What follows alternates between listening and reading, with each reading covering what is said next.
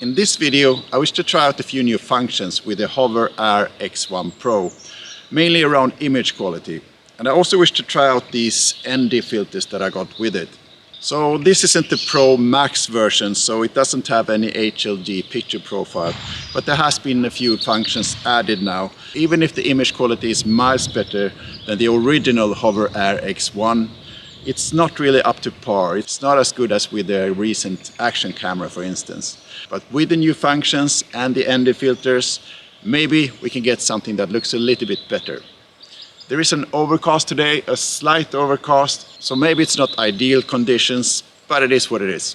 Let's give it a go. First, we're going to test the ND filters. I have 4 of them in different strengths, and I'm going to test them first here in the open field to see if it matters at all with ND filters on a drone like this. And then I'm also going to try it in the forest on a trail. After that, I will test the new image functions. It's definitely a bit finicky to attach these ND filters. I think they could have done something better there, like magnets or something. But here you press it in place. You will absolutely get smudges on here. Oh, this isn't easy. No. God. Yes, no. No. Okay. 10th time is a charm. Okay, now I know how to do it. You just slide it in from the top like this. So you have to align it here at the top and then just slide it forward. Not that complicated. So I'm going to use manual mode for this test, and I've got this controller. It's the beacon that attached to the joysticks, I think they're called, and to the iPhone. So it works just like a regular drone for this. No ND filter. When freezing the frame, we can see that there's almost no motion blur at all. This is without any ND filter, and I'm switching to ND8, which is the weakest filter in the kit. ND8 with filter optimization. With ND8, we can start to see some slight blur, but nothing to write home about. I use the ND filter optimization function here, and I let the camera do all the adjustment it needs to.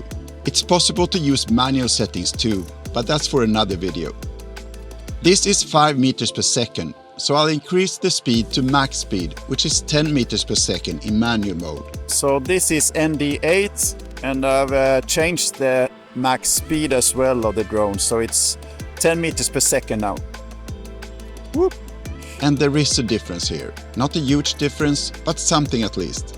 If my calculation is right, we should have the same result with ND16 at 5 meters per second as ND8 at 10 meters per second. ND16.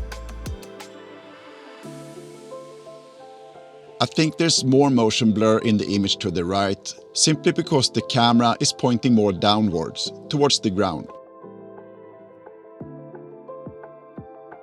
ND32. Yes, definitely some cinematic motion blur here. And this is the strongest filter. ND64. Here is a comparison between all of them. It's a difficult test to pull off, since the drone isn't exactly at the same position in this freeze frame. But it should at least give an indication of what to expect in this environment. Let's head out to the trails and use that amazing cycling mode to follow a bunch of kids. This is filmed with the ND32 filter. And if I freeze the frame right here, you can see that there's definitely some motion blur. The closer you get to an object, the greater the effect. The same applies to speed. The faster you go, the blurrier it gets, which helps to perceive that sensation of high speed. Out in the open, a ND filter isn't of much use, but you do see some blur in some parts. In this last little test, I fly quite low using the same ND32 filter. Got some blur despite only flying at 5 meters per second. Time to test these new image and color options that was introduced in April or May, I think. I don't have high hopes here, but I would love to be proved wrong. Image optimization can be found on both the Pro and Pro Max drones. You can select Standard or Portrait. Standard is meant for landscapes, etc., where distant details and colors are enhanced. Elements such as the sky, trees or water are enhanced, whatever that means. Portrait is for filming yourself, where the exposure is used to highlight the person that's being filmed. That's all you get in the Pro version, apart from the new color settings that we will talk about later.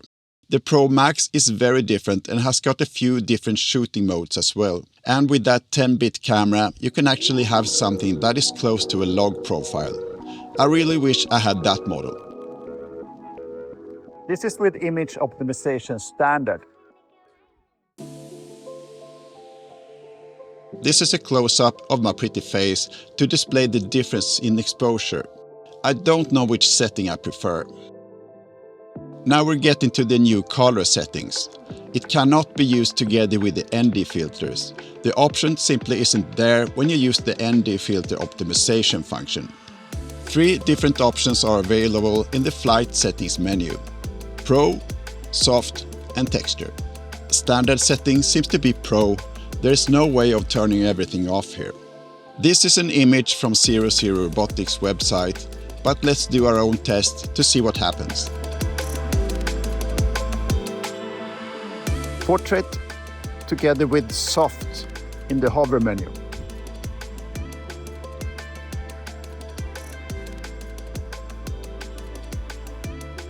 To conclude, there are a few new settings to automatically set the exposure, colors and sharpness, etc. And that's alright, I guess, but I wish there also was a setting to dial back everything so I can put my own look on the footage in post. I hope this little video gave you something useful at least.